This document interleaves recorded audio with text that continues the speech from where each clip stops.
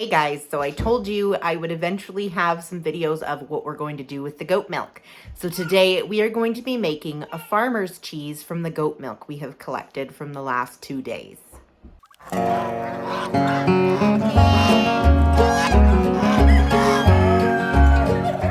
So this is everything that I need.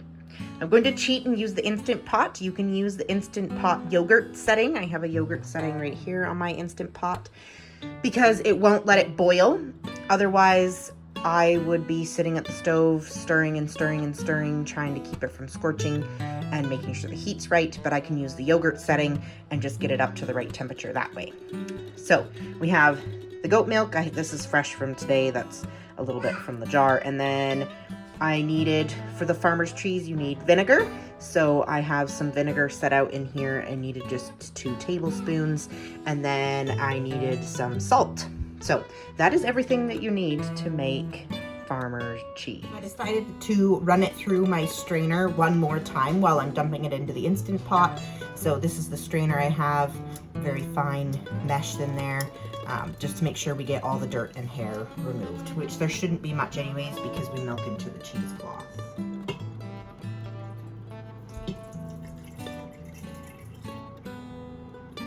Very, very thick and creamy milk right now because the girls are just at the start of their lactation.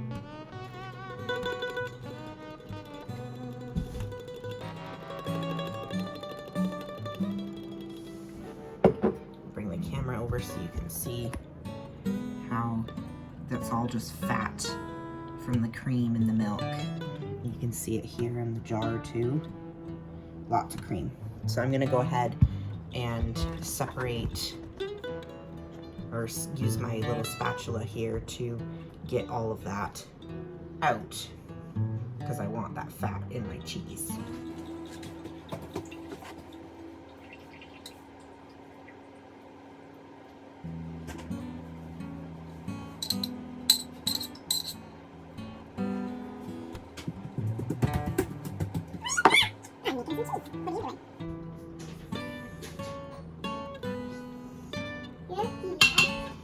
Alright, got it all mixed. Now we'll hit yogurt. And on here I can actually set it to boil. So I'll keep an eye on it and make sure that it does okay.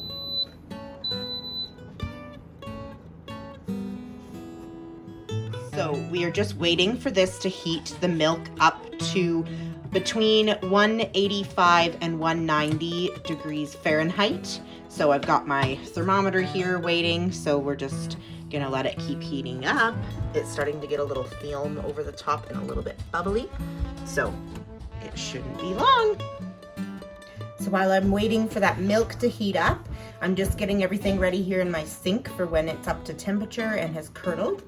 So I have a bowl with a strainer in here and then some cheesecloth to go over it to strain the cheese into.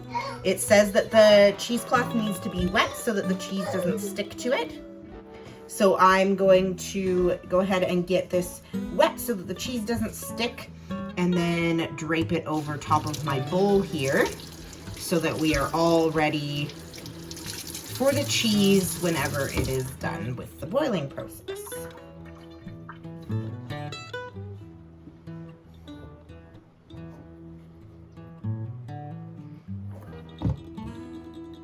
It's starting to get quite frothy. It's now having to turn the heat on and off on it so that it's not going to overcook it. So when I checked it with the thermometer, it wasn't quite ready. Now it says it's done, so I'm gonna have to turn it on again so that I can get it up to that right temperature. So it turned off on me again. I just set it because we're just not quite there yet.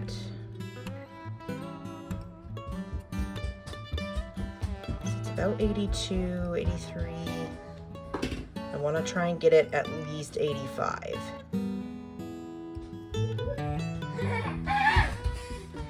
So we'll let it heat up a little bit more and we'll go from there.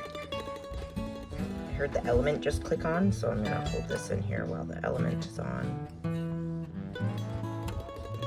Won't let it get any higher than the 83.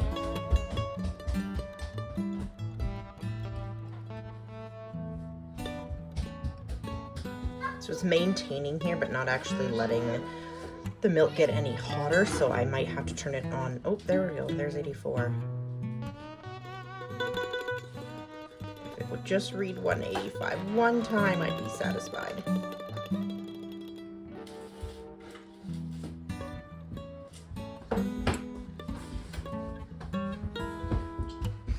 You can see the milk's getting frothy and bubbly. 185! Perfect! So it's not quite finished its cycle. Whenever it says its cycle is done, then I will go ahead and add the vinegar.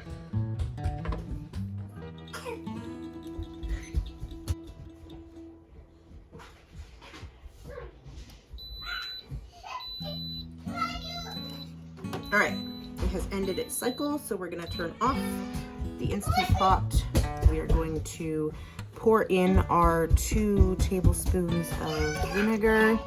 Give it a good stir so that that vinegar gets all in there. You can see it's already curdling. Look at those nice, good cheese curds.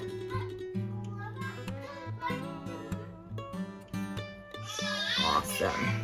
And it says let sit for 15 minutes. So I'm going to leave it just like that for 15 minutes, and then we will come back and see if we got some cheese. Ooh, thickened really good. Look at that. Really nice curds. All right, time to get it over to the sink.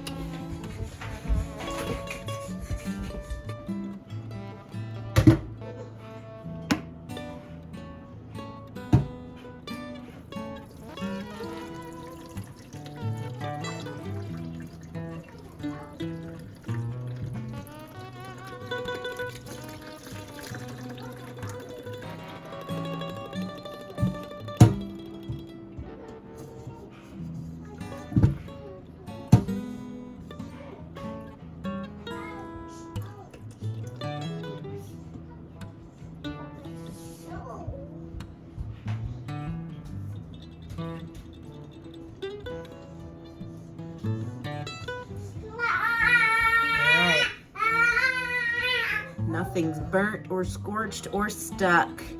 Totally worth using the Instant Pot. Here's what the cheese looks like. So I'm just gonna gather up the cheesecloth and try to get some of the extra moisture out of my cheese.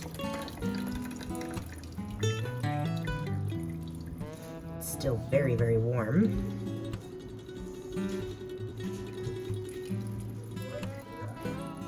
The amount of moisture will depend on what kind of cheese you want in the end. I'd like it to not be quite so dry. I'd like to be able to use, maybe spread it on a cracker or put it on some toast with the kids. So I'm hoping to maybe leave a little bit of moisture in there, but you don't want to leave too much. So squish out some of this whey.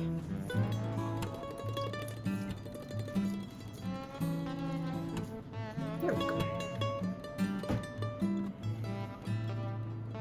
So it actually stayed in that little ball form, so I think that's probably enough moisture taken out of it for my liking, because it stayed in a nice little ball here.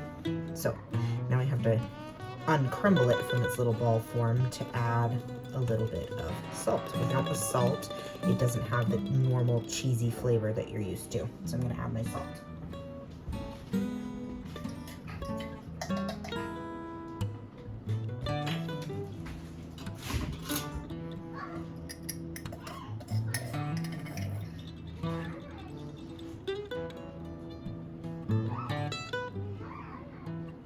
That's probably good.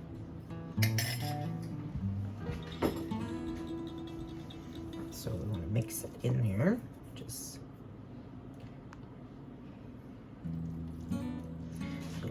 difficult when it's sitting in here like this, but you want to make sure that the salt is kind of uniform throughout. Oh, it's a really nice dry crumble. It's awesome. This turned out really good.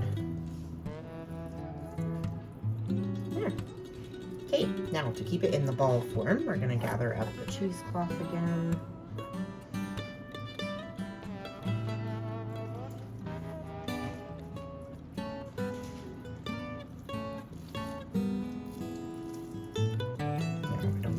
Too much of the moisture out of it. We'll just give it a couple little turns here.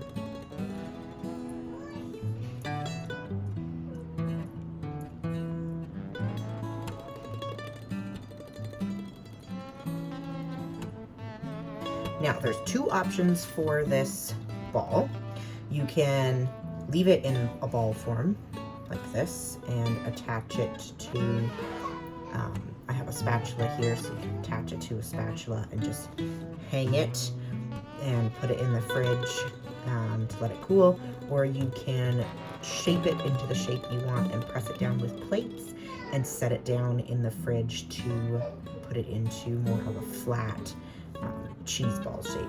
So I am going to flatten it and put it in the fridge so that it's a little bit easier to get at, and so I'll show you guys that process. I just grabbed 2 plates from the cupboard and I'll show you guys this process, if I can get the camera back far enough for you. There we go. Now you can kind of see it. So just gonna get it into the shape that you would like. Press it down. Put the knot side down. And you're just going to put your plate on top. Compress it. The plate will help it stay down. Now, one thing I've learned from experience, when I left the tail out the last time, the whey traveled up and then I had a little puddle in my fridge from where the leftover was. So I'm just going to try and keep as much of this cheesecloth in the plate with the cheese as I can so that I don't have that problem again. So just get it down flat, and this goes in the fridge for 1 hour. So I'll see you guys back in an hour. Whenever you make cheese, you always end up with a bunch of whey. It's just the byproduct of cheese making. Whey is very, very high in protein and really good for you. So I always save the whey, and then we can use it in smoothies. We can use it as pasta water. We can use it for a whole bunch of different things. You can use it for making bread, which I think I might do tomorrow. So I'm going to save it, put it in this jar, and then keep it in the fridge. And then I can use it in other things that we make throughout the week.